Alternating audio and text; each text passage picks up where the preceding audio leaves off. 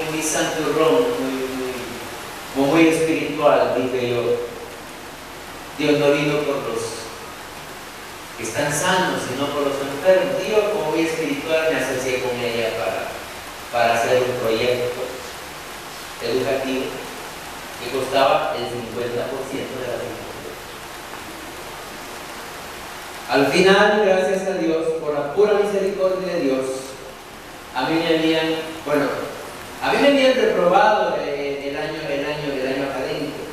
Aplazar un ciclo significaba retrasarlo un año, porque no había ni interciclos ni tampoco había cómo recuperar ese tiempo, porque era una materia básica de la carrera, entonces no había prerequisitos, no era una materia común, era una materia básica, entonces era prerequisito para continuar la siguiente. Pero al final, la catedrática, cuando yo hice una apelación a mi nota y hablé con ella para que me explicara las razones por las cuales me reprobaba, al final ella dijo eso. Me dijo: Carlos, ¿y usted por qué puertas anda trabajando con mujeres como esa? Porque tampoco era muy apreciable la persona, porque no era muy trabajadora, era ragancita, era algo descuidada, no era muy esforzada, y a varios licenciados de la universidad pues no les caía muy bien. Yo me la quise llevar de espiritual y me asocié con ella, y como consecuencia el mismo garrotazo que dieron a ella también me lo dieron a mí, porque el trabajo era en pareja. Así que todas las parejas que nosotros eligamos en la vida, todos los variazos van a caer en juntos. Todas las cosas que nos suceden nos van a caer juntos. Todas las situaciones que nos sucedan en grupo nos van a caer a todos. Por eso es muy importante ver con quién nosotros nos asociamos, de quiénes nosotros nos rodeamos para triunfar en la vida. Y eso que me dijo esta señora, me dijo: usted no tiene que andarse asociando con personas así, porque usted se va a hundir, no le van a ayudar.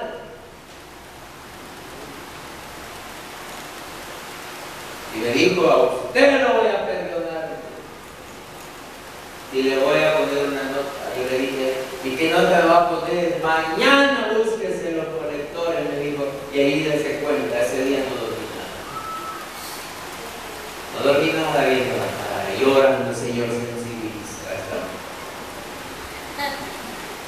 No dormí nada, y llegué al siguiente día a los colectores, que son unas páginas donde ponen los listados de los que han aprobado el ciclo y de los que han reprobado. Me recuerdo que yo primero la busqué en los reprobados, y cuando no me encontré en los reprobados, me alegré, pero dije: todavía falta que me encuentre en la otra lista.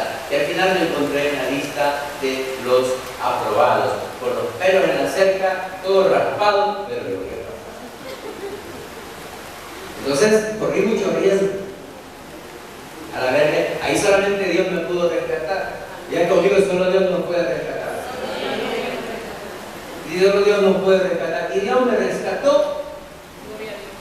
Pero lo tomé como la misma palabra de Dios en boca de esa mujer que no era ni cristiana tampoco. Y de ahí para allá yo ya no me asocié con ella, menos porque se quedó atrás, pero ya no me asocié con nadie más que no me pudiera ayudar, porque me podía ir mal. Y nosotros en la Biblia nos damos cuenta de que hay muchos ejemplos. En el caso de Daniel. Daniel fue un hombre muy exitoso espiritualmente, pero Daniel, hermano, no tenía amigos comunes y corrientes.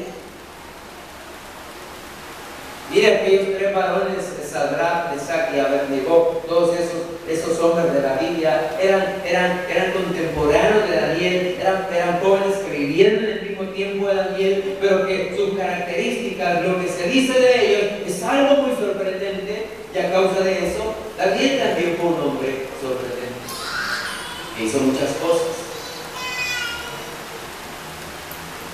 El refrán dice muy sabiamente: dime con quién andas y te diré quién eres. El que entre lobos anda, a aullar aprende.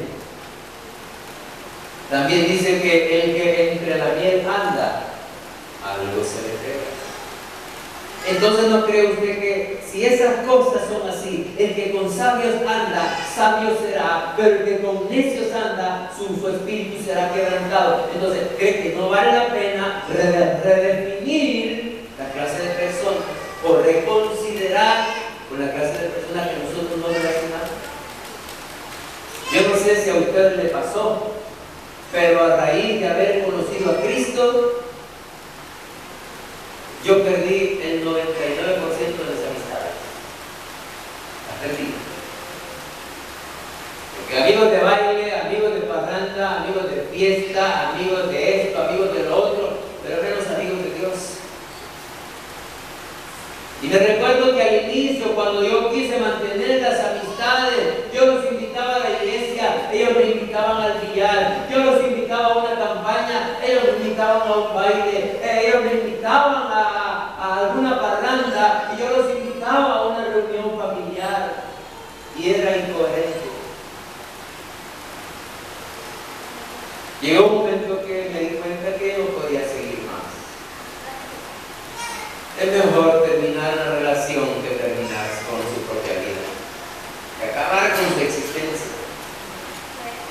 Y tuve que romper toda esa relación a causa de la palabra de Dios, porque estaba encaminado hacia el fracaso, rumando hacia el fracaso. Entonces, tener los amigos correctos es como una premisa que nosotros tenemos que tener en nuestra vida. Lo vemos a través de la Biblia. Aprendemos nosotros.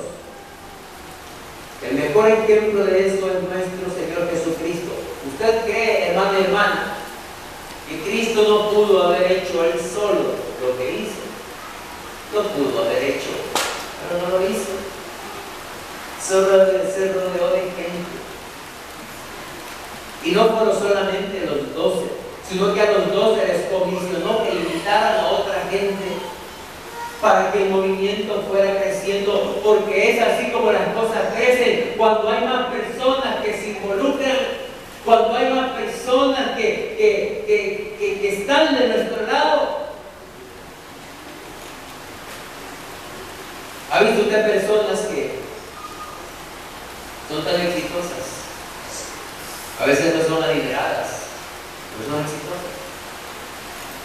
Dice, tengo que hacer tal cosa. ¿Y qué tienen que hacer? Tengo que hacer tal cosa, un trámite allá en la oficina de la corte, por ejemplo. Y dice, no, ahí tengo un amigo que nos puede ayudar. Y esa larga fila burocrática de 6 meses se reduce a 1 o 2 días. ¿Por qué? Porque tiene influencias, porque tiene amigos, porque tiene conocidos. Y así nosotros en la vida, cuando nosotros nos rodeamos de personas que realmente nos pueden ayudar. A mí me llama mucho la atención que a veces hemos andado en la calle y nos para la policía, y de repente el policía, un amigo que nos conoce, y en lugar de pedir los documentos, nos saluda, dice, hermano, ¿qué tal? ¿Cómo está?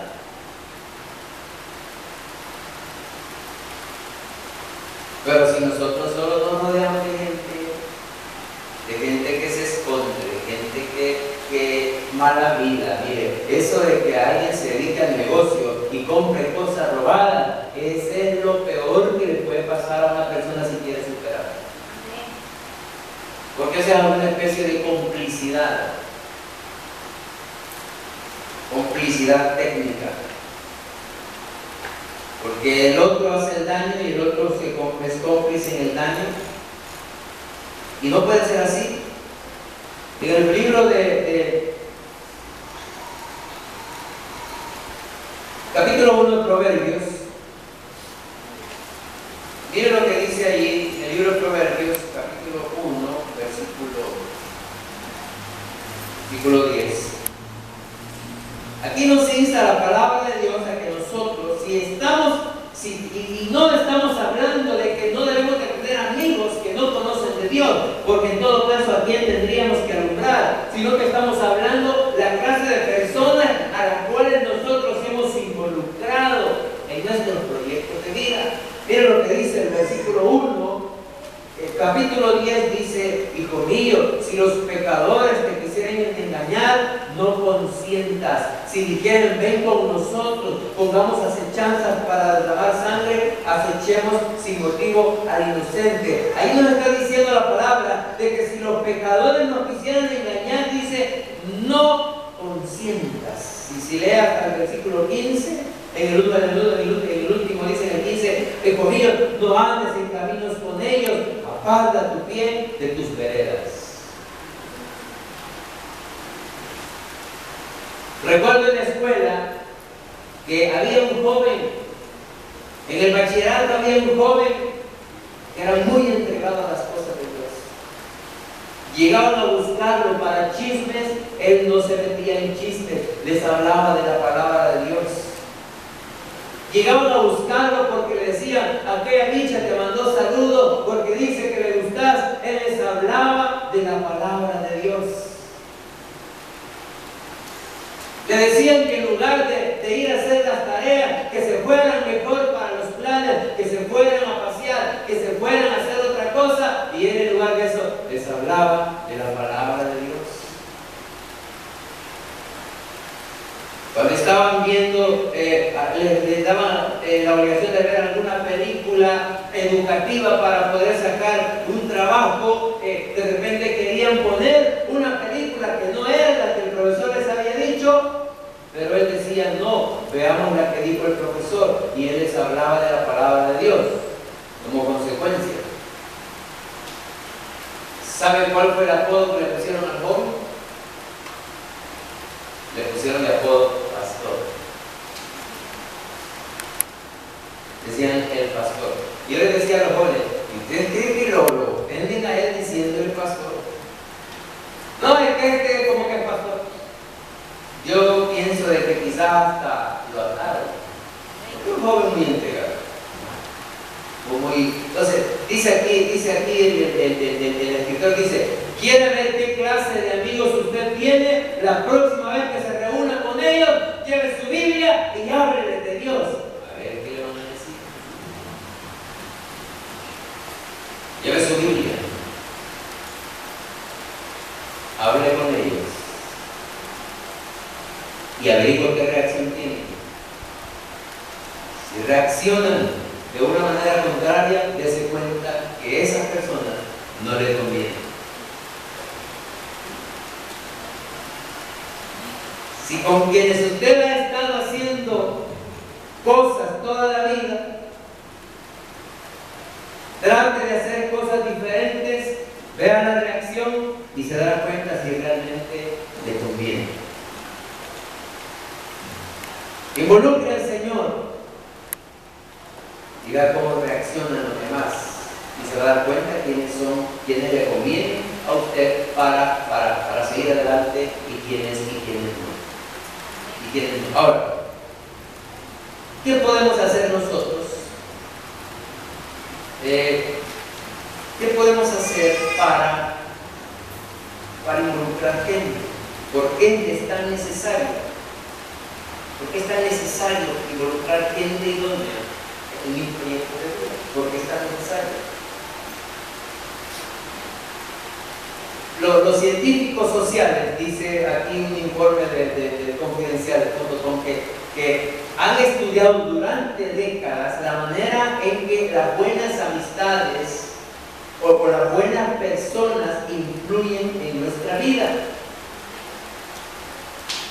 Y dice que como han constatado cientos de estudios en contacto con estas personas influyentes de manera determinante, dice que ellos de alguna manera tienen relación o tienen que ver con nuestro bienestar psicológico.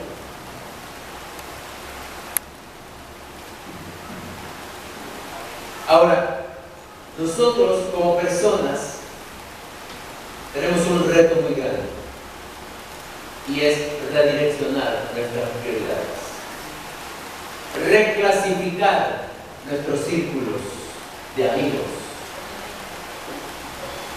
para poder avanzar. Como dice un refrán, quien tiene un amigo tiene un tesoro.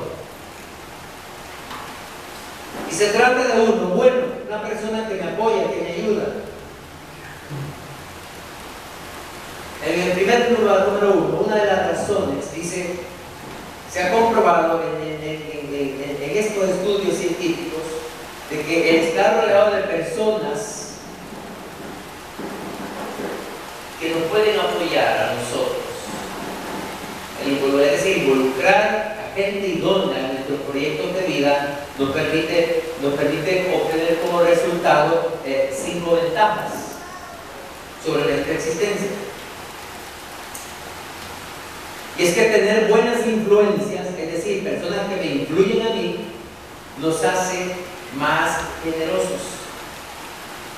Nos hace más generosos. ¿Por qué? Porque a través del moderamiento nosotros podemos aprender. Por ejemplo, yo era un típico salvadoreño que tiraba la basura donde quiera. Comía un chocobanano, tiraba el palo. Comía un churro, tiraba. Y comía una lasaña, tiraba la bolsa. Vea si usted después del culto aquí en la iglesia, cuando venden comida, está tirada la basura por donde quiera.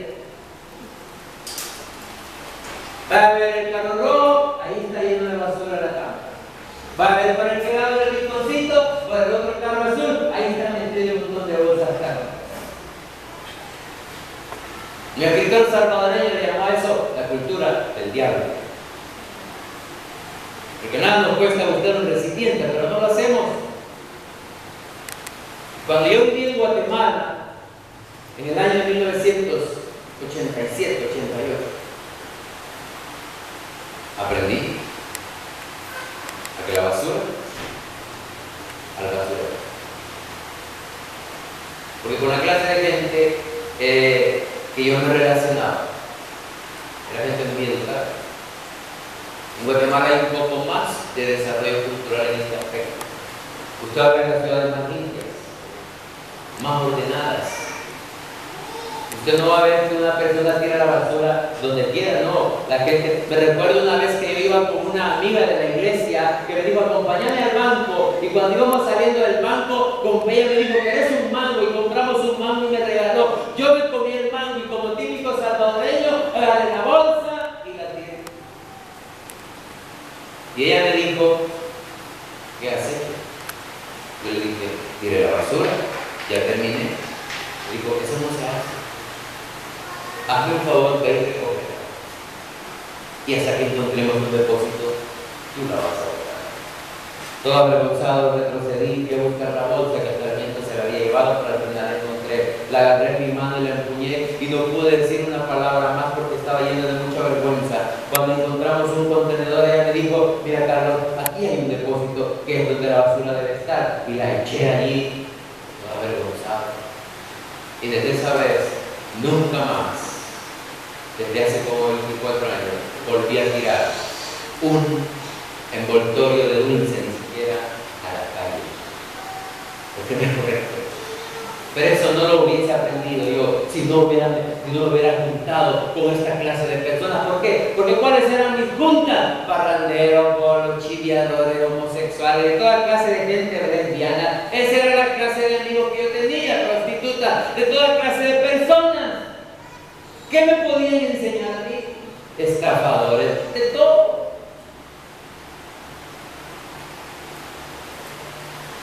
Pero bueno, una vez que íbamos a entrar a un baile y no teníamos dinero para entrar, me dijo un amigo, ¿querés entrar al baile?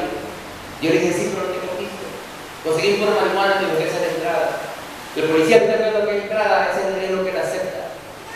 ¿Y dónde venden la marihuana? Fulano te la venden. ¿Y cuánto me la da? Te va a dar 2 pesos cada puro. Y yo con un gran miedo fui y compré el puro de marihuana. Imagínense, jamás en mi vida compré un cigarrillo, pero sí compré un puro de marihuana. Claro, nunca fumé nada, gracias a Dios. Con miedo fui a comprar el puro de marihuana y le dije, ¿y cuál es el policía? Aquel negro que está allá me dijo, yo le voy a indicar que vos vas a entrar. Y cabal así fue, le fue a decir y después yo le pasé el puro de marihuana y me dijo entrar. Y me dejó entrar al baile completamente. Bueno, gratis porque le pagué, pero el costo fue menos. Pero esas eran las amistades. ¿Qué podía uno aprender de buenos modales si se rodea solo de gente así? Pero cuando uno se relaciona con gente generosa, con gente de buenos modales, con gente educada, tenemos buenas probabilidades de nosotros cambiar muchos malos hábitos que tenemos. Porque dice aquí, la amistad refuerza nuestra empatía, refuerza nuestros buenos modales con los demás. Dice, se mostró en un estudio de la Universidad de Nueva York, solo el hecho de pensar con un amigo, en un amigo nos hace más generosos y más propensos a ayudar a los desconocidos. Entonces, cuando nosotros tenemos como modelamiento a personas de buenos modales, a personas generosas, eso para nosotros es fácil y nos puede ayudar. Isaías 32:8 dice, mire lo siguiente, dice que el generoso por sus generosidades será conocido. Ahí en este pasaje nos habla la Biblia de cómo una persona generosa es capaz de influenciar a los demás. Y si nosotros conocemos personas generosas, hay que hacernos amigos de ellos. Mire lo que dice el versículo 6. Veamos desde el versículo 6. Dice, el rey nunca más será llamado generoso, ni el tramposo será llamado espléndido, porque el rey hablará. ¿El qué va a hablar el rey? Verdades. Isaías 32:8. El rey hablará. ¿Qué va a hablar el rey? Ruindades.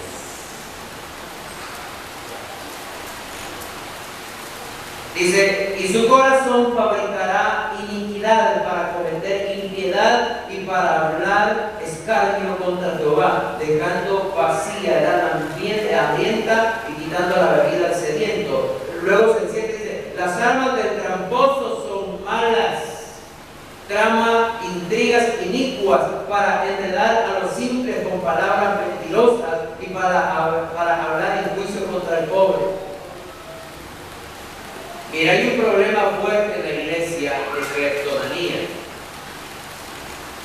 de hurto, de robo. Usted no puede dejar su Biblia, usted no puede dejar su celular en la silla, porque las probabilidades de que a usted se le pierdan son bien altísimas. Son bien altas. Esto nada más provoca algún tipo de alegría de que los pecadores están viniendo a la iglesia. Pero la noticia triste es que los pecadores se están haciendo servidores. Este. Por eso estamos teniendo sesiones individuales con cada uno de ellos. Yo les paso el detector de metales en la entrada. Por si acaso. Porque servidores ladrones ya no queremos. Porque han habido actividades donde solo habemos servidores. No hay ningún miembro fuera del grupo de servidores. Siempre se pierde la cosa. Así que ya tenemos pistas. Yo les estoy ofreciendo recompensas a los que estoy llamando.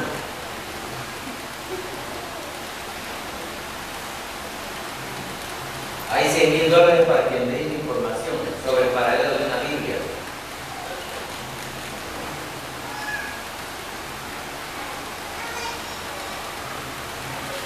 Y eso, lo más chistoso es que nuestros hijos que se van criando han aprendido lo mismo. Igual. El otro día alguien entró a un baño, le dejó $25. Tan feliz estaba por su dinerito que lo empezó a contar, y en el baño se le olvidó que lo dejó en el piso. A los 2 minutos ya no había nada. ¿Y quién nos agarró? Alguien que entró al baño. No había gente particular, solo había unos servidores, no había nadie más. Si alguien lo encontró de haber dicho, esta iglesia verdaderamente aquí está la defensa. Pero todos aprendemos. Yo una vez me encontré dinero en una conferencia de una iglesia y me lo quedé y dije, quizás el Señor me quiere decir a través de esto, pero después me fue mal. Y dije, no, esto es una maldición. Es una maldición. Tú no puedes ser así. Lo correcto que tuve que haber entregar ese dinero a la persona y que ella lo publicara para ver a quién se le había extraviado. Pero no lo hice. No me da vergüenza decirlo porque Dios me escarmentó, Dios me enseñó que eso no debería ser así. Aunque sea $1, aunque sean 50 centavos, sea lo que sea, no importa. Lo que no es de nosotros, no es de nosotros. Y si nosotros nos asociamos con gente rica, con gente inicua, como dice acá, nos va a ir mal. Tenemos nosotros que tomar el modelo de persona generosa, porque el versículo 8 dice, pero el generoso pensará generosidades, y por sus generosidades será exaltado. Buscamos gente generosa, porque eso nos va a permitir a nosotros ser más generosos. Número 2, las personas refuerzan sus habilidades sociales. Es decir, estas buenas personas refuerzan nuestras habilidades sociales. Si nos relacionamos con buenas personas, por ejemplo, decía aquí un comentario, si usted juega tenis con un ignorante, a usted van a decir que usted es campeón. Pero juegue tenis con alguien que sabe jugar, ahí se va a dar cuenta todo. Ahí se va a dar cuenta. Voy a que zarapa y les hablo inglés a los alumnos de allá, los dejo con la boca abierta todo. Pero me reúno con los gringos y les hablo inglés, le dice, repeat this. Porque no entienden. Porque se nos va a traer la lengua. De la lengua a la traba, como dicen. Nos cuesta. Entonces, si queremos aprender, por eso estoy pensando seriamente irme a vivir 6 meses a Estados Unidos para que me den duro allá y aprender. Así que van a descansar ustedes 6 meses. Y cuando vengan, no podré explicar lo que tendré problemas. Miren el caso de Ruth 1:8-17. Ahí vemos nosotros lo que le pasó a Noemí. Noemí estaba devastada, Noemí estaba hundida, Noemí estaba en una situación deplorable, Noemí ya no sentía ánimo de nada, Noemí estaba hundida en la amargura, en la desesperación, a causa de todos los problemas. Se le había muerto el marido, y quizás lo sintió algo, pero no mucho. Porque a él se lo podía cambiar las veces que quisiera. Es decir, si se morían 3, podía cambiarlo 3 veces. Pero si se muere un hijo, ¿quién puede cambiar un hijo?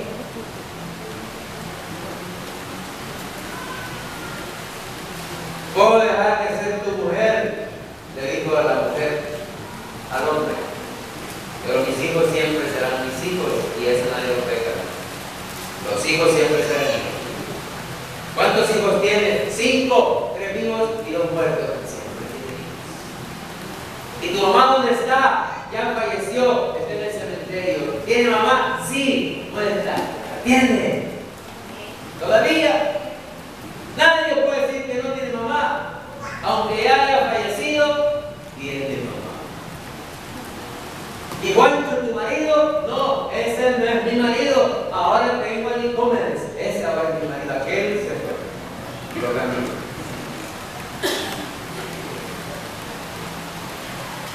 Mira lo que dice ahí Ruth 1:8. Dice, y Noemí dijo a sus 2 nueras, andad volveos cada una a la casa de su padre, que os haga con vosotras misericordia, como la habéis hecho con los muertos y conmigo. Os conceda Jehová que halléis descanso, cada una en su casa de su marido. Y luego las besó, ellas alzaron su voz y lloraron, y le dijeron, ciertamente nosotras iremos contigo a tu pueblo. Y Noemí respondió, volveos, hijas mías, ¿para qué habéis de ir conmigo? ¿Tengo yo más hijos en el vientre que puedan ser vuestros maridos? Volveos, hijas mías, de idos, porque yo ya soy vieja para tener marido. Yo consuelo a todas las familias.